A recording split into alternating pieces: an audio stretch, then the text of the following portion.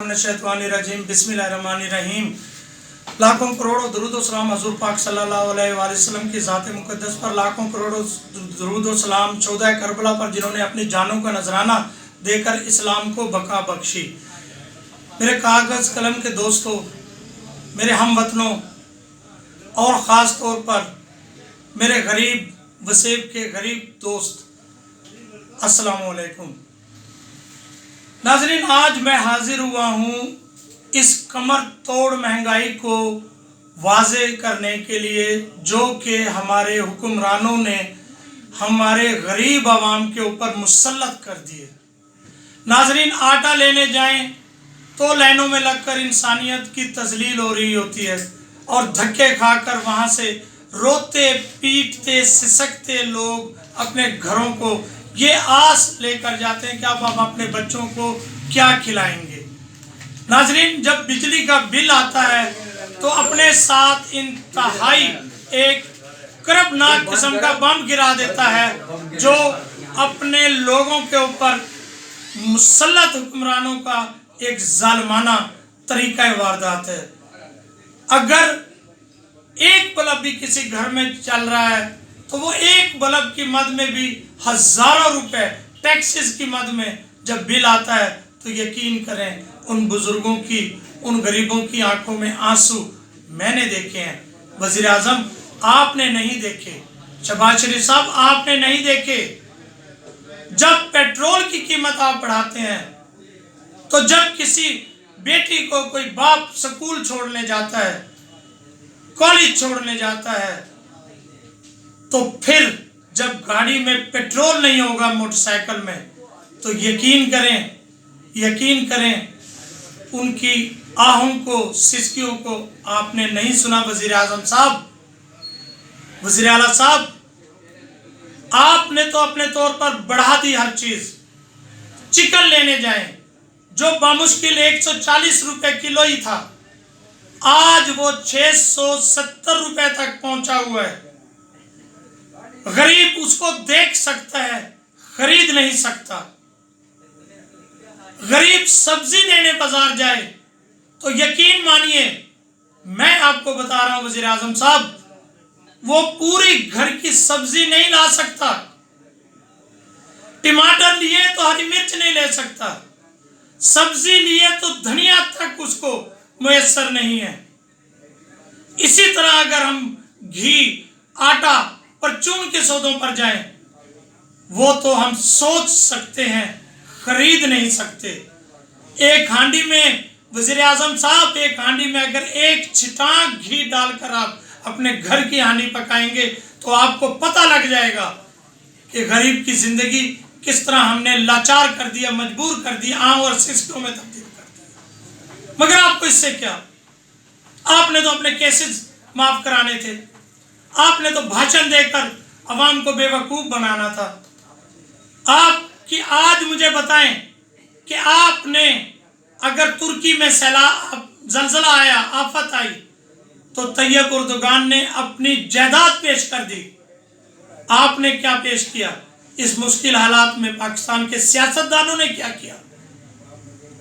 क्या किसी सियासतदान ने यह कहा कि मेरी तनख्वाहें ना दें, मुझे मराहत ना दें, मेरी बिजली फ्री खत्म कर दें, मेरा पेट्रोल खत्म कर दें?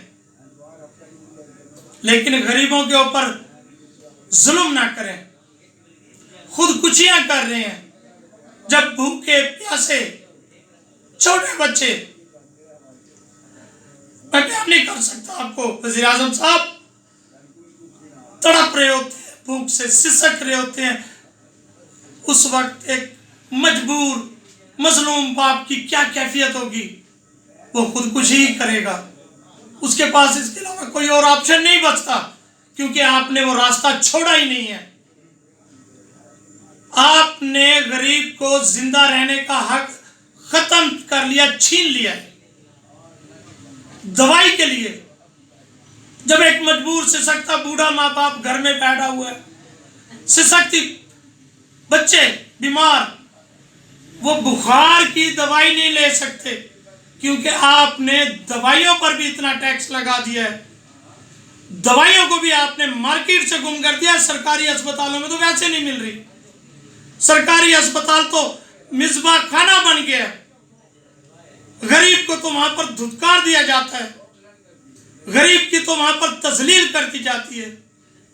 कोई सहूलत अवेलेबल नहीं है सरकारी अस्पतालों में। गरीब को जिंदा रहने के लिए दवाई हासिल करने का कोई हक नहीं रखा आपने। मेडिकल स्टोरों पर जाएं तो जब डॉक्टर अपने कमीशन के लिए, वो जालिम डॉक्टर जिसमें सब शामिल नहीं है, अच्छे डॉक्टर भी हैं, वो जालिम डॉक्टर जो अपने कमीशन के लिए गरीब को लिख कर देते हैं मेडिसिन, जब मेडिकल स्टोर पर लेने जाता है तो जब बिल बनकर सामने आता है तो उसकी आंखों से जेब से पैसे नहीं निकाल पाता, क्योंकि है ही नहीं। आंखों से आंसू जरूर निकलते हैं, फरियाद जरूर करता है कि या अल्लाह तू ही सेहत देने वाली जात है, तू ही सेहत दे दे। इन हुक्मरानों ने तो सेहत भी छीन ली है बच्चों से, कुछ नहीं छोड़ा आपने। अगर आप इस मुल्क के इतने ही खैर ख्वाह हैं तो मेरी अपील है, सबसे पहले आप अपनी जायदादें, अपना असासा बेचें इस मुल्क के लिए। उन अशराफिया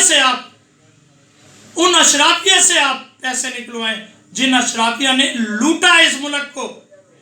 गिद्ध की तरह, जिस तरह नोचते हैं गिद्ध अपने शिकार को, उन्होंने लूटा है इस मुल्क को, इस मुल्क की आवाम को।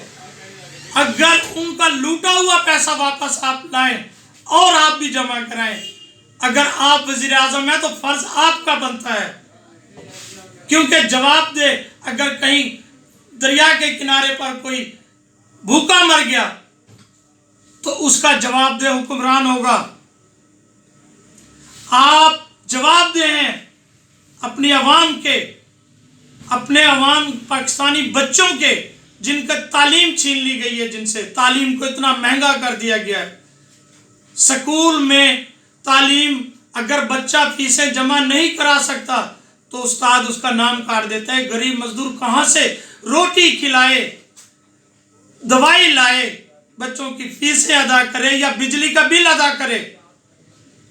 खुदा की कसम वजीर आला साहब, वजीर आजम साहब, एक दिन आप एक मजदूर की जिंदगी बसर करके दिखाएं, ये मेरा मुतालबा है आपसे।